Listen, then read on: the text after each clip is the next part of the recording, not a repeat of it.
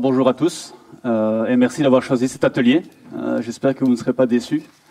Donc l'idée de l'atelier, c'est en effet d'aller plus en détail sur l'utilisation de l'IA en finance. Donc mon nom est Jérémy De Kuyper, je suis CFO de Microsoft Belux. Mais j'aimerais bien qu'on se concentre d'abord sur le mot CFO parce que voilà, la partie Microsoft, c'est moins intéressant pour cette présentation-ci. On va vraiment essayer de se concentrer sur l'usage de l'IA que nous on en fait dans la fonction financière chez Microsoft. Donc l'idée de la présentation, c'est un peu d'expliquer le processus de digitalisation qu'a fait notre fonction finance chez Microsoft les dernières années, et avec l'avènement de l'IA pendant ces derniers mois, de voir comment nous, en tant que professionnels en finance, nous utilisons l'IA pour améliorer notre productivité et aussi utiliser les outils qui sont mis à disposition pour faciliter notre travail dans différents logiciels que nous utilisons.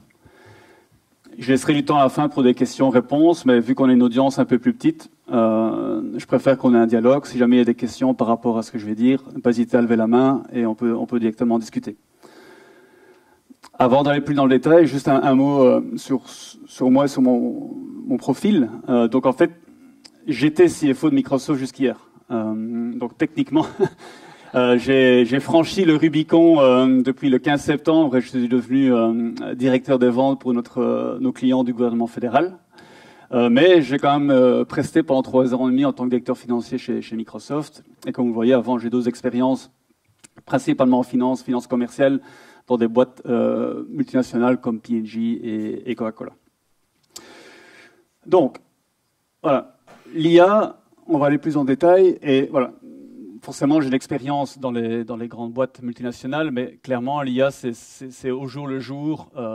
Chacun va y toucher. Et clairement, la fonction finance n'en fait pas dérogation par rapport à ça. Donc, clairement, l'IA a un impact énorme sur l'activité qu'on a au jour le jour. Et je pense que c'est pour ça que vous êtes là aujourd'hui, c'est pour plus en apprendre. Donc, Didier a déjà présenté beaucoup de points par rapport à ça.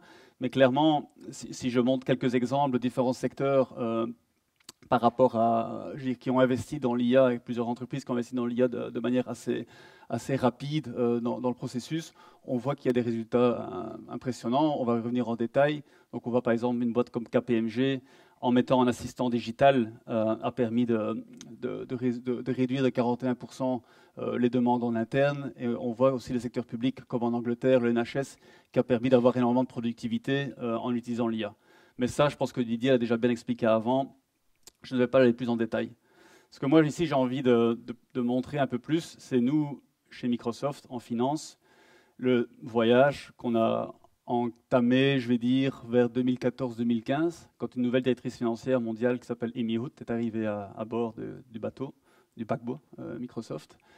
Et si on regarde directement au niveau des résultats, le chiffre d'affaires de notre entreprise a triplé sur les 10 dernières années, tandis que le nombre d'employés au niveau finance a augmenté, mais de manière beaucoup moins élevée, de 30%. Donc, quel était un peu le secret derrière tout ça? C'est que clairement, son point d'accroche dès qu'elle est arrivée sur le job, elle a dit la fonction finance, on sait souvent que finance ne rime pas souvent avec innovation, mais nous justement en finance, on va montrer qu'on peut utiliser notre propre technologie pour devenir plus productif, pour avoir plus d'impact pour notre business. Et clairement, la solution qui a été utilisée, c'est d'utiliser toutes nos solutions Microsoft pour optimiser le travail de nos employés finance. Juste un exemple, voilà, vous connaissez Azure, Dynamics, Microsoft Power Platform. Moi, dans mon équipe, on est constamment à la recherche de façons d'optimiser la manière dont on travaille. Et on utilise régulièrement les Power Platform pour voir les processus qui sont aujourd'hui manuels et comment on peut les automatiser pour gagner du temps. Aujourd'hui, souvent des demandes sont faites dans des fichiers Excel, etc. On l'utilise régulièrement. On a créé deux projets ces dernières 12 mois pour créer les Power Platforms pour automatiser des workflows, ce qui économisait beaucoup de temps. Donc moi, on a un business de plusieurs milliards en Belgique. On gère ça avec une équipe de 5 personnes au niveau finance. J'ai aucune personne qui travaille au niveau planning financier, par exemple, parce que tout était centralisé, et j'expliquerai ça par après. Le grand bénéfice de cette automatisation et de cette utilisation intensive de technologies dans notre travail de tous les jours, c'est en fait de permettre à nos employés en finance de renverser, je veux dire, le triangle habituel, on va dire. Et je veux dire, j'étais dans d'autres organisations finance et je suis passé par là aussi, où finance est souvent vue comme une tâche extrêmement transactionnelle, je veux dire, quelque chose d'extrêmement manuel, où les gens passent beaucoup de temps à travailler des chiffres, à travailler des rapports. Au plus on automatise les choses via des systèmes, des processus, au plus ça libère du temps pour en fait travailler sur des projets et des sujets qui sont et être plus partenaires du business. Et je pense que ça, c'est pour moi, je veux dire, l'attribut principal de cette transformation, c'est que ça a permis à notre fonction finance d'être beaucoup plus proche du business.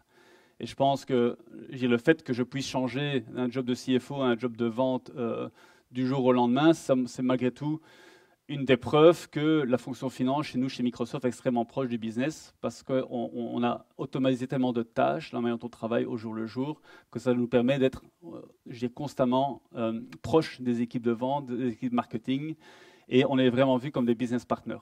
Donc ça a vraiment été le bénéfice de cette transformation.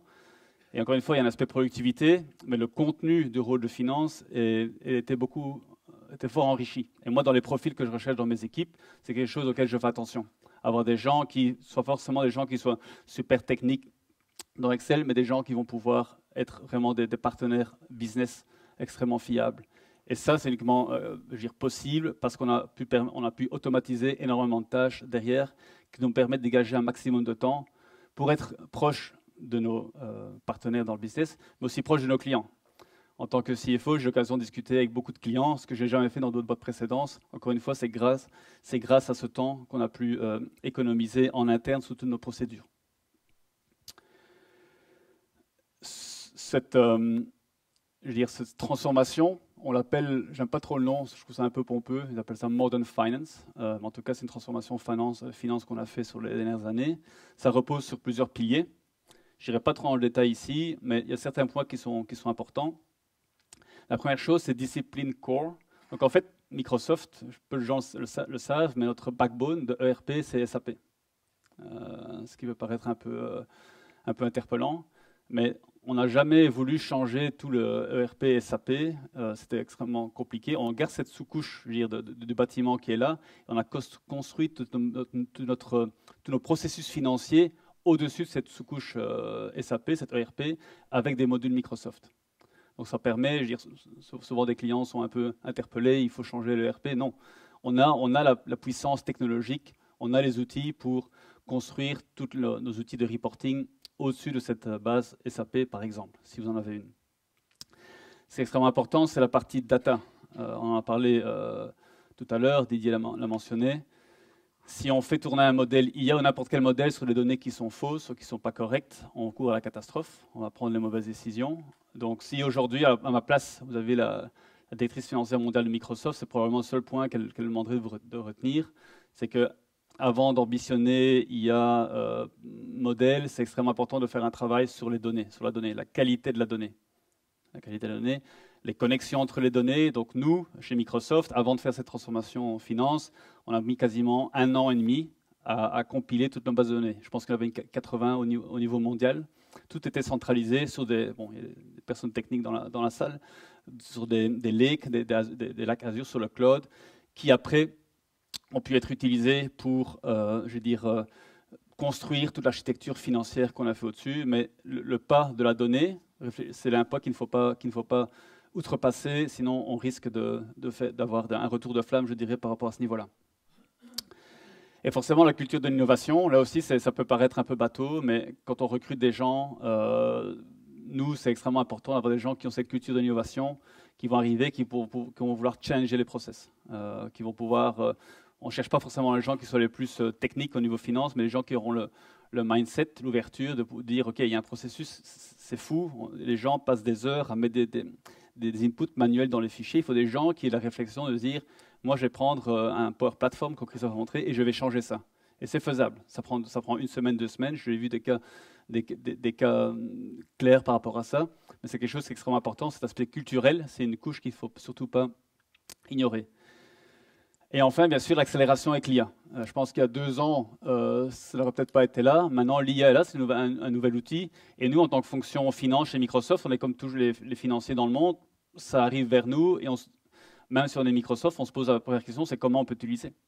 Je pense que on veut être forcément le client zéro d'une propre technologie, mais on a les mêmes questions, les mêmes challenges que toute autre organisation. Donc ici, ce que j'essaie un peu de montrer, c'est les premières esquisses de nous, comment on utilise l'IA, quels sont les domaines où on voit qu'il y a des potentiels rapides, et aussi ce que je vais essayer de faire après, aussi sans filer, faire quelques démonstrations de comment moi, en tant que manager finance, j'utilise l'IA pour ma productivité, mais aussi pour des outils plus techniques comme Power BI ou Excel.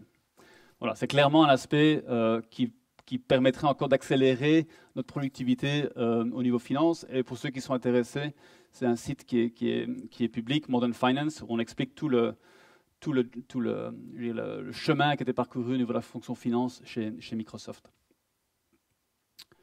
Donc, je pense que la première question qu'on se pose tous quand on parle de IA, et je pense que vous la poserez probablement ce soir en rentrant chez vous, c'est très bien, mais où est-ce qu'on commence? Je pense qu'il y a tellement d'informations qui arrivent. Et au niveau finance, voilà, il y a quelques domaines où on voit c'est seulement un bon point d'entrée pour la finance. Et je pense qu'ici, je vais faire du mauvais franglais, il ne faut pas essayer de bouillir l'océan. L'idée, c'est quand même d'avoir quelques process, quelques projets.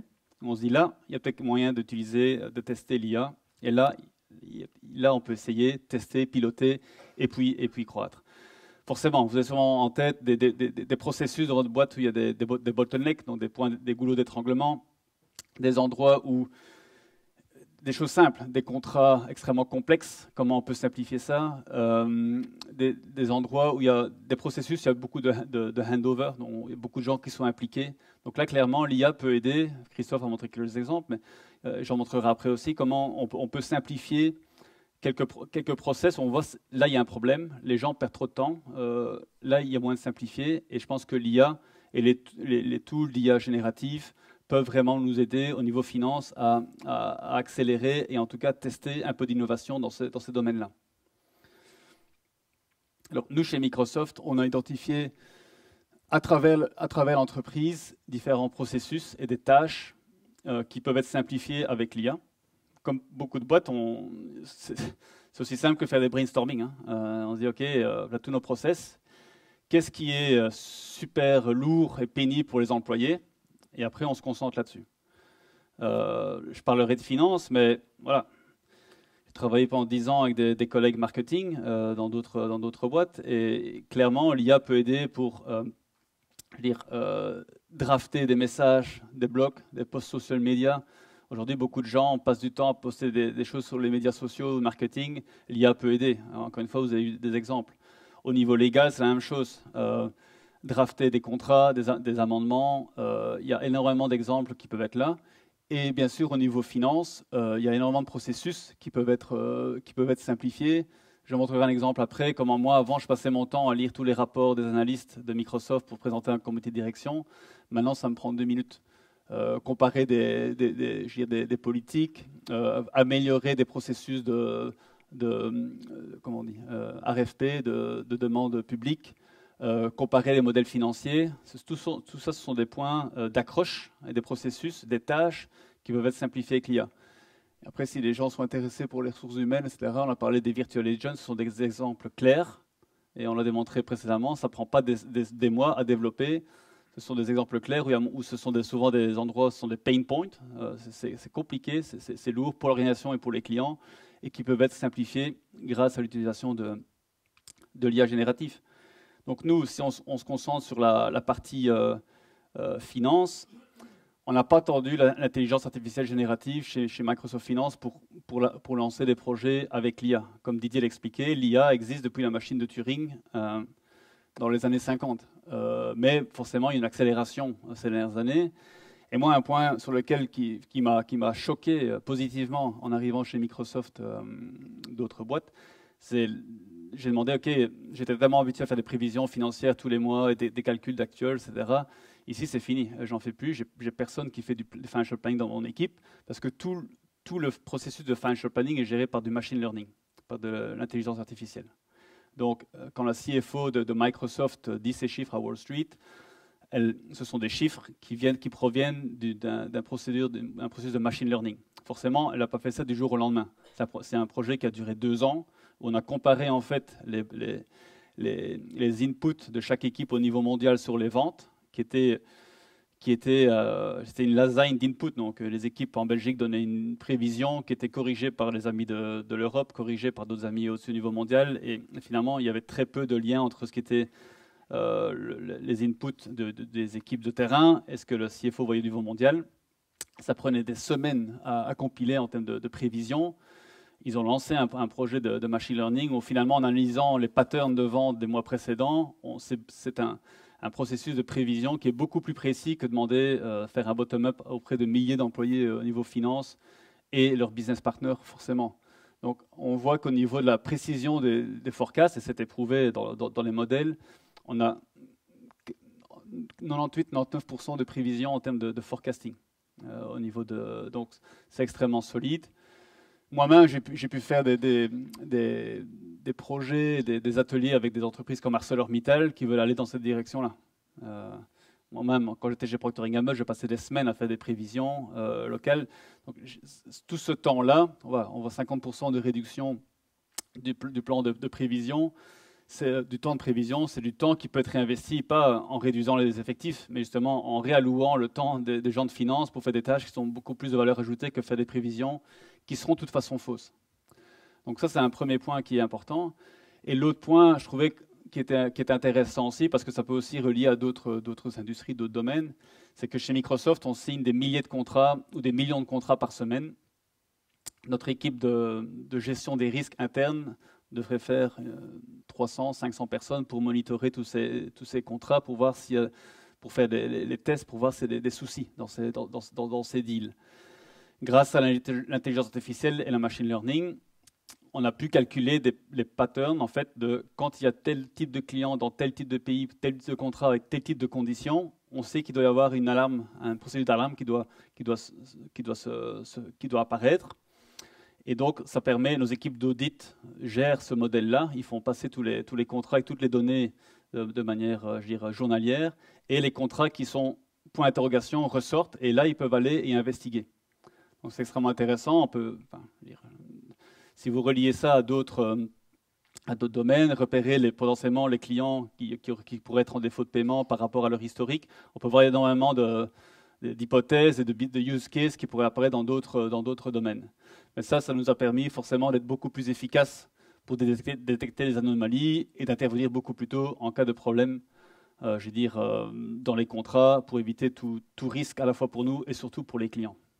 Donc voilà, ça ce sont des exemples concrets que l'on fait au jour le jour au niveau mondial finance chez Microsoft. Et clairement, encore une fois, l'idée, c'est pas lié à la productivité, mais surtout c'est de réallouer du temps, d'investir le temps là où il y a le plus d'impact, ce qui est la relation avec nos business partners. Alors, ici, on va passer dans la partie un peu plus sans filet, qui est la partie démo. Donc, Christophe a l'habitude. Moi, je ne l'ai pas forcément. Donc, ce que j'ai quand même fait, c'est que j'ai envie de partager quelques exemples, moi aussi, mais qui sont peut-être plus proches de mon jour le jour aussi en tant que CFO. Donc, bon, certaines choses vont rester forcément dans vos jobs, d'autres peut-être moins d'affinité avec Power BI ou Excel, quoique. Mais donc ici, j'ai partagé quelques exemples pour montrer d'un point de vue finance quel gain j'ai en termes de productivité et quel gain je peux avoir aussi en utilisant des outils comme Power BI et comment ceux de mon équipe l'utilisent aussi. Donc, je vais moi aussi essayer de montrer quelques exemples. Donc, si on vient dans la partie un peu comme Christophe, mais je pense que et là, c'est peut-être pas l'exemple qui est super frappant, vous venez de le voir, mais pour moi, le point qui est important, c'est l'habitude, en fait. C'est ça qui est compliqué. Et je parle encore une fois en tant qu'utilisateur, pas en tant que technologie stratégiste. C'est qu'il faut se dire, oui, il faut se forcer au début. Il faut se forcer. J'ai plus facile, moi, d'ouvrir mon laptop et d'aller dans mes emails, et voilà, comme j'ai fait depuis 15 ans. Mais ce qui est compliqué, c'est de prendre le réflexe tous les jours, et non, je ne vais pas ouvrir mon Outlook, ouvrir mon outil, je vais aller sur mon copilote, et j'ai posé quelques prompts. Et les prompts reviennent au fur et à mesure pour un peu restructurer ma journée, et après je vois que ça me fait gagner du temps. Donc clairement, voilà, régulièrement, je commence ma réunion avec des one-on-one avec les gens de mon équipe, voir quels sont les updates. Donc j'ai le prompt que Christophe a montré tout à l'heure, que je ne vais pas refaire, où il dit donne-moi les dernières informations de ma discussion avec telle personne, et il va me donner en effet les derniers mails, les derniers Teams chats qui ont été communiqués par cette personne-là. Moi, ça me facilite la vie, j'ai cet écran-là dans la discussion et je peux aller point par point avec la personne de mon équipe. Un prompt que j'ai envie de vous montrer parce que je l'utilise régulièrement, pas que je sois souvent en vacances, mais c'est qu'il y a ce prompt qui est assez intéressant, qui demande en fait de me résumer, si jamais j'étais absent pendant une journée, de me résumer les emails, les Teams, les messages qui sont arrivés. Donc voilà, là j'ai mis du 3 septembre, donc il me met forcément les différents points. Donc plutôt que d'aller dans mes emails, je vais demander à mon copilote de me résumer les points importants qui ont été générés. Et après, en effet, je peux demander qu'il fasse, comme Christophe l'avait montré, qu'il me fasse, je peux copier ça dans un fichier pour avoir une meilleure lisibilité. Et forcément, après, ce qui est toujours intéressant, c'est de montrer les différents prompts qu'il propose à la suite. Donc ça, c'est un prompt que j'utilise régulièrement. Quand j'étais en vacances, quand j'ai pris un jour de congé, je demande un petit résumé et il me donne ces informations-là. Après, l'autre exemple que je voulais montrer, c'est que les réunions Teams, ça aussi, c'était le sujet peut-être d'un autre atelier, mais pour vous montrer, on a énormément de réunions chez Microsoft. On a un peu une réunionnite aiguë en termes de... Voilà, j'aurais avoué que c'est un peu pénible parfois. Je regarde mes collègues. Je pense qu'on se reconnaît. Donc on est souvent double booké sur des réunions. Et là, c'est peut-être quelque chose que vous avez déjà vu, mais moi je trouve quand même ça super intéressant. Surtout, et là, je ne me prends pas en exemple, on a l'avantage chez Microsoft d'avoir des Learning Fridays, donc les vendredis qui sont dégagés que pour des procédures d'apprentissage, avec des formations qui sont données par les collègues. Souvent, voilà, ça a l'avantage que ça bloque la journée à l'avance, mais j'en profite pour mettre d'autres réunions clients, etc. Donc je rate les sessions de formation, mais j'essaye d'utiliser mon petit outil Copilot dans Teams, dans les réunions Teams, pour me donner un récapitulatif de la réunion.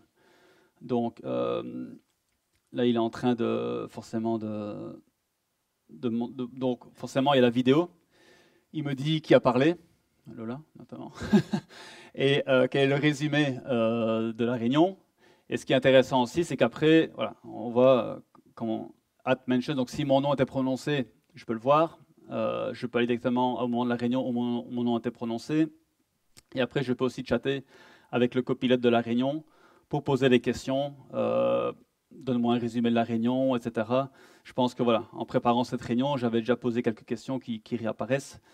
Donc, je peux lui poser la question, qui a parlé dans la réunion, quelles étaient les rubriques clés. Donc voilà, il n'y a rien de confidentiel, c'était juste une réunion de formation en interne. Et ce qui est aussi intéressant, c'est que le copilote dans Teams va même carrément donner des chapitres. Donc, il va dire quels sont les thèmes qui sont abordés. Donc voilà, moi je suis intéressé d'un thème particulier. Il va résumer une partie de la réunion et lui donner un thème. Donc voilà. Ça, c'est un outil que j'utilise régulièrement, certainement quand c'est des réunions avec ma boss ou laquelle je ne sais pas participer et être sûr que j'ai rien raté. C'est un outil que j'utilise au jour le jour, on va dire. Donc ça, c'est un exemple. Après, gérant une équipe, et je pense que la plupart d'entre vous ont des équipes à gérer, on a aussi la chance de pouvoir remplacer des gens qui changent, qui évoluent dans l'organisation, et la chance de pouvoir passer pas mal d'heures en interview. Et donc moi, une manière dont j'utilise Copilot M365, c'est en fait de me préparer une structure d'interview pour un job. Donc ce que je fais, c'est que je vais dans Copilot M365 New Chat, je prends Can you create an interview, donc une structure d'interview. Donc là, je dois ajouter un fichier. Donc je rajoute un fichier donc la description de l'offre d'emploi pour laquelle j'ai l'interview. Et alors là, donc je vais demander qu'il me prépare une structure d'interview. Comme ça, quand j'arrive dans l'interview, je sais exactement quels sont les points que je dois aborder. Donc voilà. Donc là, il va me dire interview structure. Voilà, il faut compter 5 minutes d'introduction, mettre la personne à l'aise, décrire le rôle pendant 10 minutes. Et après, en fonction de l'offre d'emploi que j'ai créée, il va me donner un canevas d'interview avec des questions que je pourrais poser par rapport à chaque compétence clé que je veux évaluer pendant l'interview. Donc voilà, après, pour chaque technical skills, behavioral, donc les comportements, les attitudes, le fit avec l'entreprise, il liste toute une série de questions qui me permettent, moi j'utilise comme guide, je prends ça, je mets dans un document Word et j'ai mon draft pour l'interview et je suis parti, je peux mettre mes notes. Ça me prend 3 minutes pour présenter. Certains de mes collègues ont fait, je ne l'ai pas encore fait, mais parfois ils mappent le CV des candidats avec la job description directement. Ils peuvent dire, voilà, là il y a un fit. Là par contre, on ne retrouve pas dans le CV des traces qui pourraient être liées à cette compétence. Personnellement, je ne l'ai pas encore fait, je n'ai pas été assez avancé à ce niveau-là, mais je sais que certains le font. Donc ça, en tant que manager, c'est quelque chose qui est intéressant. Après, si je continue mon petit bonhomme de chemin, donc la partie de préparer des présentations, c'est aussi quelque chose que j'utilise. Donc parfois, on me bombarde à présenter un keynote dans une réunion sur laquelle je n'ai pas toujours tout le background. J'utilise Microsoft 365 pour me donner des informations. Mais voilà, ça arrive que voilà, on a une présentation avec un directeur, avec Hakim, on doit préparer, on brainstorm, on doit donner des informations macro par rapport à notre marché. Plutôt qu'avant de faire des recherches sur des moteurs de recherche pour donner des données.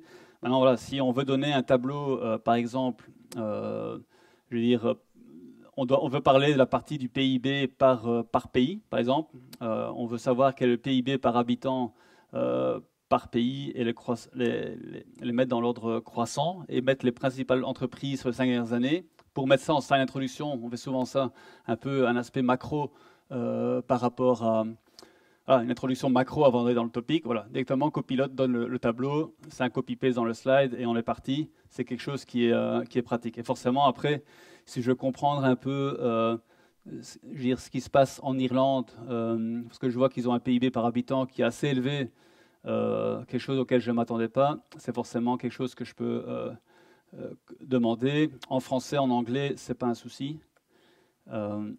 Voilà, je demande, Copilot, explique-moi quels sont les facteurs de croissance du PIB en Irlande sur les dernières années. Donc forcément, il va faire la recherche et il va m'expliquer quels sont les différents drivers de la croissance du PIB en Irlande.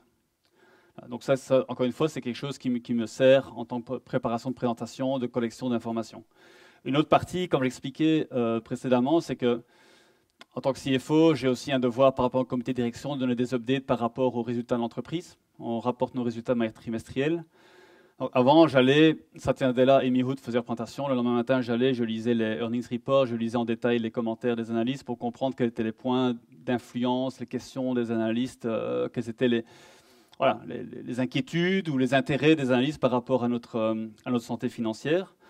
Maintenant, ce que je fais directement, c'est que je demande de faire une comparaison. Donc, je charge les deux rapports, les deux transcripts des appels avec les analystes. Donc là, je pose la question. Et alors, je vais attacher les deux fichiers. Donc là, ici, j'ai le transcript de Q3 et de Q4 de notre fiscal passé. Donc, je lui demande de faire une comparaison entre les deux quarters et de me dire quelles sont les tendances qui sont les mêmes et quels sont les produits où, en tant qu'entreprise, on a baissé. Et surtout, quelles sont les questions des analystes et quelles ont été les réponses du management. Donc là, je lui pose la question. Donc là, il est en train de compiler les informations. Donc voilà, là, il me dit les tendances similaires, la croissance du cloud. Bon, il est en train de charger. Donc là, il en est au niveau des questions. Voilà, donc là, il me dit comparaison des tendances. Tendance similaire, ben voilà, la croissance du cloud a été en Q3 de 23%, en Q4 de 21%. Les changements, voilà, il me signifie quels ont été les changements entre les deux quarters. Et aussi, il me résume les questions des analystes et les réponses du management. Donc, un analyste de Morgan Stanley a posé telle question, la réponse du management. Donc, il me fait un résumé de ça. Je prends ça, je copie-colle dans un email et j'envoie ça à mon comité de direction.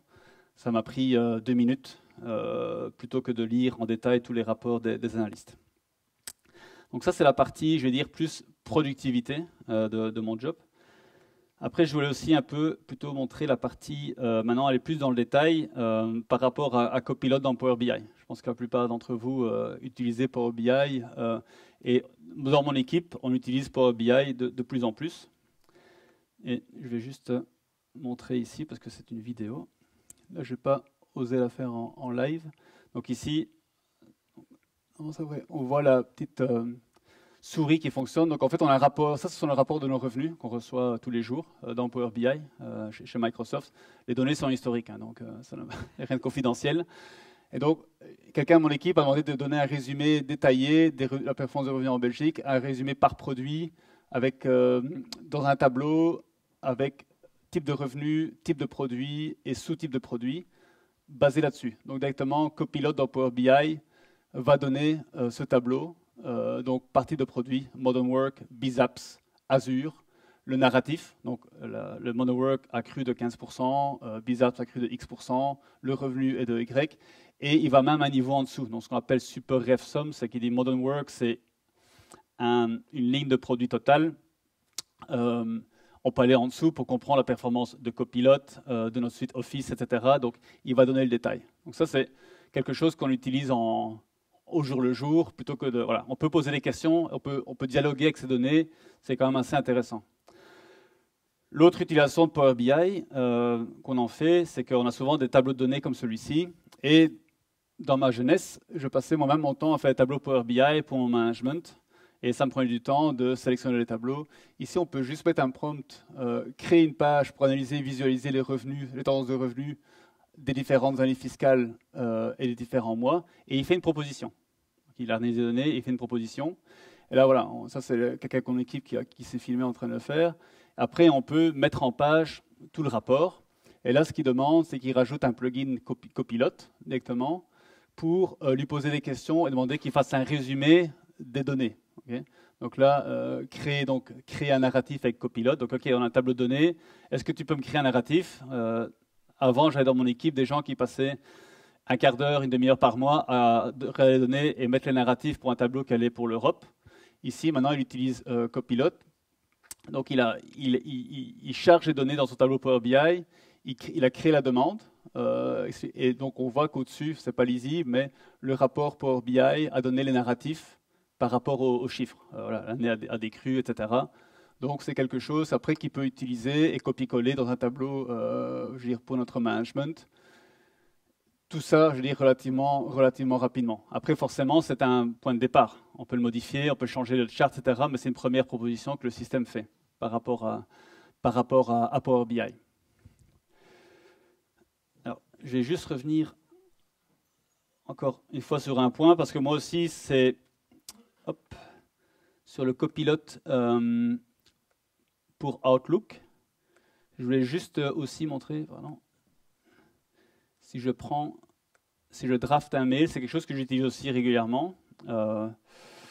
Mais Christophe l'a un peu démontré tout à l'heure, moi j'utilise pour d'autres raisons.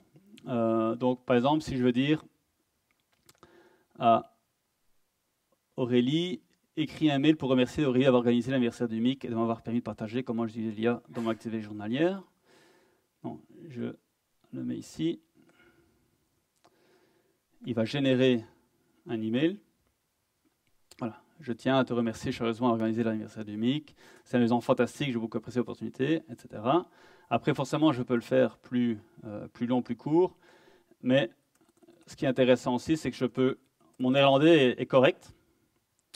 Pas parfait, mais je pense que c'est intéressant aussi que le système puisse traduire en fait les emails en néerlandais, en anglais. J'ai essayé aussi en wallon, vu que c'était les fêtes de Wallonie, mais je n'étais pas sûr de la traduction, donc je n'ai pas osé le mettre. Mais voilà, c'est extrêmement intéressant. C'est aussi au niveau des langues, au niveau des traductions, parfois je pense qu'on n'est pas à l'aise. Personnellement, je ne suis pas forcément à l'aise. Je peux parler néerlandais oralement, il n'y a pas de souci, mais je ne suis pas forcément à l'aise avec l'écrit. C'est quelque chose que je peux utiliser quand j'écris des emails à des clients ou à des partenaires. Je l'écris en français et je demande à Copilot que me le traduise en néerlandais et on va vérifier avec des collègues. C'est relativement correct. Donc ça, c'est une utilisation aussi que je fais de manière extrêmement courante. Donc voilà, ça c'est les points principaux que je voulais montrer. Juste pour revenir sur les insights. Et encore une fois, c'est un slide que Didier a montré précédemment, mais là je prends plutôt pour moi en tant qu'utilisateur. La partie culture, c'est important, comme je l'ai dit, vraiment trouver les personnes dans vos organisations qui vont être les change agents, les changements. Donc tout le monde n'a pas forcément cette mindset de première adoption. Et je pense qu'en tant que manager, de trouver les personnes qui vont être susceptibles d'être ceux qui vont entraîner les autres, c'est extrêmement important. Donc, et célébrer les petites choses. Quand j'ai montré, il ne faut pas faire bouillir l'océan. Il y a des petits changements qui peuvent apporter déjà beaucoup d'importance. Les processus, on en a parlé. Les données, comme je l'ai dit, pas de raccourci sur les données. Encore une fois, je le rappelle. IA intéressant, mais mettre de l'IA sur une couche de données qui n'est pas correcte, ça peut être compliqué. Et forcément, l'aspect sécurité, d'autres personnes que moi sont beaucoup plus aptes à expliquer, ils l'ont déjà fait. Mais tout ce qui est fait dans Copilot est protégé et sécurisé sur vos données. Les modèles de Microsoft ne seront pas entraînés par rapport à vos données, donc c'est extrêmement important de leur mentionner.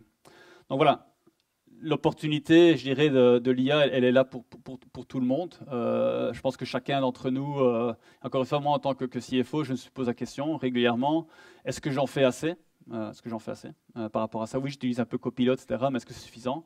Et je pense que chacun, c'est une bonne journée de réflexion, en fait, de se dire, voilà, la technologie qui existe, qu'est-ce que moi, dans mon boulot, dans mon entreprise, au jour le jour, qu'est-ce que demain je peux changer? Comment je peux essayer d'introduire ça? Parce que je pense que voilà, être au début de la vague, quand on est ici, même si ce n'est pas forcément le début, ça peut vraiment permettre d'avoir un avantage par rapport à ses concurrents ou, en tant que secteur public, de servir encore mieux les concitoyens. Donc voilà, c'était le message que je voulais adresser aujourd'hui. Un grand merci à tous et n'hésitez pas à poser des questions.